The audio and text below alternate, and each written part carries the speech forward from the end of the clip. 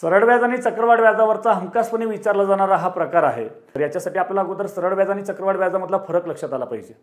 सरळ व्याज म्हणजे काय? फक्त मुद्दलावर आकारलं जाणार व्याज, आणि चक्रवाढ व्याज म्हणजे काय? मुद्दलासोबत व्याजावर देखील व्याज आकारणे।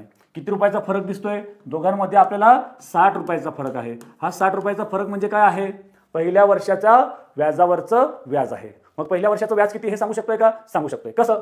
2 वर्षाचं सरळ व्याज किती आहे? 800 रुपये। सरळ व्याजामध्ये दरवर्षी व्याज सारखं असतं, म्हणून 2 वर्षाचं 800 रुपये आहे म्हटल्यावर पहिल्या वर्षी 400 रुपये, दुसऱ्या वर्षी देखील 400 रुपये येतंय। हा, मग आता पहिल्या वर्षाचं सरळ व्याज जेवढं आहे 400 रुपये, तेवढंच चक्रवाढ व्याज देखील असतं। का? कारण की पहिल्या वर्षी व्याजामध्ये काहीही फरक पडत नाही। चक्रवाढ व्याजाने असो की सरळ व्याजाने ते समान असणार। दुसऱ्या वर्षापासून फरक पडत जातो। मग पहिल्या वर्षाचं चक्रवाढ व्याज आहे 400 रुपये, एकूण किती आहे? 860 रुपये, म्हणजे दुसऱ्या वर्षी किती आलं असणार? 460 रुपये। समजतंय की नाही? मग फरक किती रुपयाचा दिसतोय? 60 रुपयाचा। मग हे 60 रुपये कशाचे असणार? हे मागच्या वर्षाचं म्हणजे पहिल्या वर्षाचं जे व्याज आहे 400 रुपये, त्या 400 रुपयावरचं व्याज असणार। किती?